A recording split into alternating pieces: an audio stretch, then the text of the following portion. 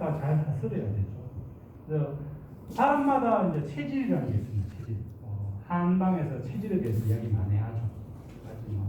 여기 말하면 땅에도 체질이 있습니다. 다시 말해서 그 땅이 받아들일 수 있는 풍과 수가 있는데 그 풍과 수를 거스르게 되면 땅이 뭘 생산하는데 문제를 초래합니다. 과도하게 생산하거나 인위적으로 제한된 환경을 쓰게 되면 풍수를 거스르는 행동이기 때문에 좀 문제를 일으키죠. 그러면 이 문제를 거스르는 행동은 좀 주의 깊게 해야 됩니다. 다시 말해서 우리가 작물을 재배할 때 노지 재배라는 게 있습니다. 노지 재배. 다시 말해서 노지 재배가 있고 그 다음에 하우스 재배라는 게 있습니다. 하우스 재배. 비닐 하우스에 또는 유리온실에서 재배하는 게 있죠. 다시 말해서 이 하우스 재배 같은 경우는 노지 재배와 달리 풍수를 거스르는 형태입니다. 여기 보시면 비닐하우스가 있죠. 비닐하우스 안에 작물이 자라고 있는데 비닐로 바람을 막았습니다. 또 비도 막았습니다. 즉 풍과 수를 막아내는 형태의 재배 방법입니다. 이 비닐하우스는 실제로 1980년대 백색혁명을 해서 농산물 생산량을 증가하는데 또 겨울철에 안정적인 식량 공급 또는 채소 공급에 막대한 기여를 한 것이 사실입니다. 그런데 이렇게 막아두다 보니까 다양한 문제를 많이 일으키고 있습니다. 많이 일으키고 있습니다. 다시 말해서 염류 집적부터 시작해서 굉장히 많은 문제를 일으키죠.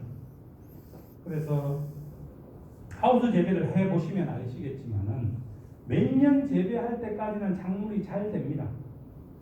근데 몇 년 지나면은 작물이 잘 안 되죠. 왜? 풍수를 거스르는 행동을 했기 때문에 생각보다 잘 안 됩니다. 처음에 몇 년은 잘 되지만. 그래서 그것이 바로 풍수를 거스르는 행동을 했기 때문에 그렇고 그 풍수를 거스르는 행동이 좀 주의 깊게 해야 되는데 그렇지 못했기 때문입니다. 가장 큰 게 바로 물 관리입니다. 물 관리. 가두어 두기 때문에 물이 들어오지도 못하지만 쉽게 나가지도 못합니다. 나가지도 못해서 그 물 관리를 잘 못해서 문제가 되죠. 기본적으로 우리가 노지 재배 같은 경우에는 비가 오면은 뭡니까? 밑으로 흘러가고 있죠. 또 흘러갔던 물이 다시 올라지면 하늘로 대기 중으로 날아가고 있습니다. 그런데 이제 하우스 같은 경우는 이렇게 밀폐되어 있는 형태의 공간이기 때문에 우리가 관수를 통해서 물을 공급하게 되면 그 물이 뭡니까? 밑으로 내려갔다가 다시 지하 수위가 올라오면서 위로 솟구칩니다. 다시 말해서 과습 환경이 만들어지기가 굉장히 쉽습니다. 그만큼 즉 습하게 되면 사람도 뭡니까? 샤워를 하고 목욕을 하고 땀을 흘리고 습해졌을 때 빨리 말리지 않으면 거기에 여러 가지 피부병이 발생합니다. 이 하우스 재배 작물도 마찬가지입니다. 관수를 해서 그 물을 공급할 때 이 물이 쉽게 외부로 유출되지 않기 때문에 그런 습신과 같은 여러 가지 피부병이 생기듯이 병이 발생할 가능성이 높고 생리장애가 발생할 가능성이 굉장히 높아집니다. 그래서 지금 사진에는 보이시죠? 보면은 우리가 보통 하우스를 재배하실 때 보면은 기존에 가보시면 대부분의 하우스 농가는 과습 환경에서 합니다. 다시 말해서 보통 이제 하우스 재배할 때 이렇게 분수호수나 또는 그 점적 호수를 갖다 이렇게 깔아서 물을 주게 되는데 물을 주면은 전부 다 표토가 전부 다 젖도록 아마 거기는 흑백이 다 잘 안 나오겠지만 전부 다 젖도록 물을 주게 되는 게 보편적입니다. 그런데 학술적으로 보면은 이렇게 물을 주는 것은 반드시 과습 환경을 부르게 됩니다. 그래서 우리가 적정 관수라고 그러죠. 하우스 재배할 때 적정 관수라고 보면은 물이 군데군데 점적으로 생기고 나머지는 표토가 말라있는 형태. 군데군데에 물이 바로 점적이 되는 그 지점은 물이 좀 보일 수 있지만 물에 젖은 표시가 나지만 그 이외의 지역에는 물이 뻗어나가서 다 젖도록 만들지 말라는 얘기입니다. 우리가 수치를 정확하게 무슨 측정 기계를 가지고 잴 수는 없으니까요. 시각적으로 봤을 때 이런 형태의 관수는 보통 다 관수, 물이 너무 많은 형태의 관수다. 이런 형태의 관수가 되어야지만 적정한 관수가 될 수 있다라고 이야기합니다. 이러한 물 관리만 잘 해주더라도 풍수를 거스르는 농법에서 많이 관리, 습진이 생기는 것들은 많이 막아줄 수가 있습니다. 그래서 이 물 관리를 최대한 줄이는 게. 그래서 대부분 나가보면 과습한 환경으로 관리를 하게 되면 여러 가지 생리장애가 발생하고 병도 많이 생기고 그렇게 됩니다. 자, 적정 관수를 했을 때와 다관수, 물을 많이 줬을 때의 뿌리를 비교해 봅니다. 그 앞에서 뿌리를 뽑아놓는 겁니다. 왼쪽을 보면 장뿌리가 많이 발달하고 있죠. 오른쪽은 뭡니까? 장뿌리가 별로 발달하지 않았습니다. 다시 말해서 과습의 환경에서는 뿌리가 건실하지 못하다라는 이야기입니다. 작물이 잘 자라는 데는 근본이 뿌리가 잘 자라야 되죠. 그래서 다습의 환경이 되면 뿌리 발달이 나빠진다라는 이야기가 됩니다. 그래서 세근이 잘 발달하려면 적정 관수를 반드시 해줘야 된다는 이야기입니다. 자, 농산물 생산 생활적 요인은 여러 가지 요인이 있습니다. 반드시 토양 조건이 필요합니다. 다시 말해서 농사를 지을 때 먼저 토양을 잘 만들어야 된다는 거예요. 토양 조건을 내가 어떤 작물을 재배한다면 그 작물이 과연 이 토양에 적합한지를 조사를 해야 됩니다. 조사를 하는데 여러분은 전문적인 지식이 없기 때문에 조사하기가 어렵습니다. 조사할 때는 뭡니까? 전문가의 도움을 좀 받으셔야 됩니다. 우리나라는 지금 농업기술센터라는 곳에 전문가들이 존재하고 각종 장비들을 갖추고 있습니다. 그래서 농사를 짓는 농민들인데 그러한 정보를 제공해주는 노력을 거의 무상으로 하고 있습니다. 무상으로 하고 있습니다. 제가 나눠드리는 제일 비법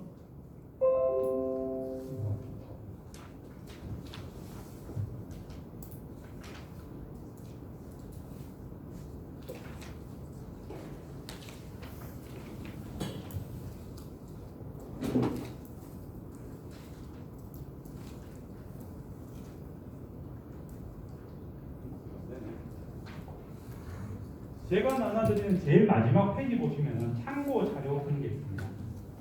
참고 자료 보시면은 토양관리 처방서라는 게 있습니다. 이게 뭐냐 하면은 농업기술센터에 자기 자신이 재배해야 될 경작지의 토양을 떠서 가지고 가면은 이런 토양관리 처방서라는 것을 작성해서 줍니다. 분석을 통해 가지고 내 토양에 현재 양분은 어느 정도 존재하며 얼마가 부족하기 때문에 무슨 작물을 심으실 때는 어느 정도의 비료를 사용하세요. 퇴비를 어느 정도 사용하시고 뭐를 얼마를 사용하세요. 또는 뭐가 부족하니 뭘 쓰시고 뭐는 많으니까 사용하지 마세요. 줄여서 사용하세요. 라는 이런 지침을 주게 되어 있습니다.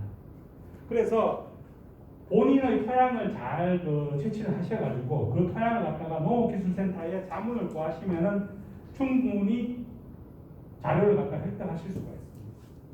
다만 주의하셔야 될 그 한 가지는 뭐냐 하면은 토양이라는 것은 필지가 크죠. 필지가 예를 들어서 내가 토양 작물을 재배할 때 토양이 1000평이다.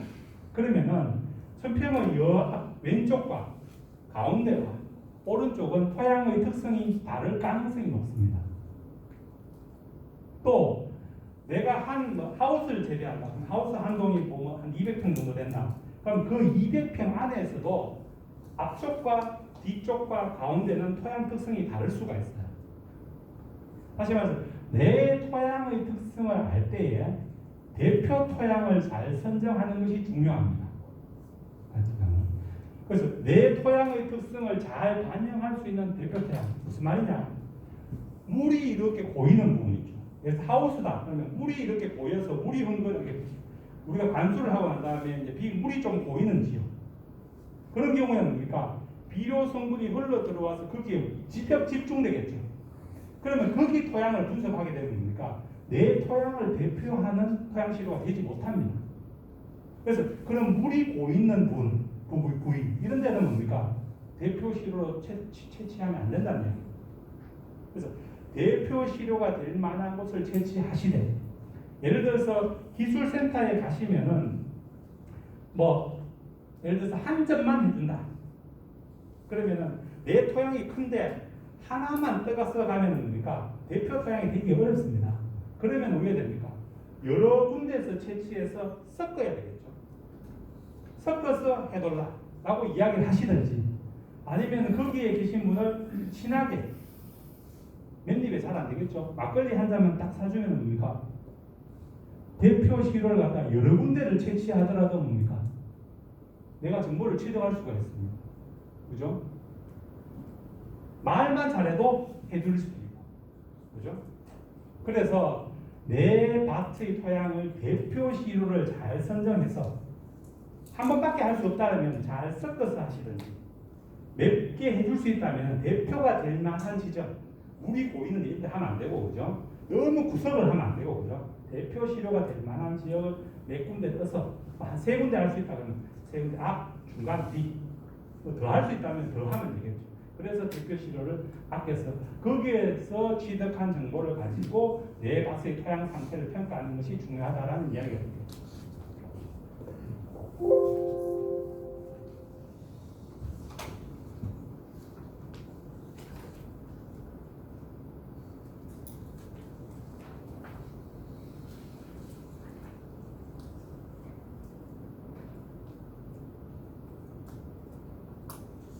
자, 농산물 생산 시 고려사항입니다. 자, 농산물 생산 시 고려사항입니다. 농산물은 결국은 이제 광합성을 잘 하는 환경을 만들어야 되는데요. 특히 주의해야 될 것이 바로 양분 간의 상관관계 고려입니다. 실제로 이 나와 있는 표는 보기에 조금 어렵습니다. 조금 어려운데 몇 가지만 주의하면 됩니다. 다시 말해서 비료 성분이 있을 때에, 그래서 여러분 유기농업 하시면 비료 성분을 별로 사용할 일이 없을 것 같습니다만 실제로는 사용하게 될 가능성이 높습니다. 알게 모르게 사용하게 될 가능성이 높죠. 비료를 사용할 때 보면은 그 비료 성분 간의 기량작용이라는 것이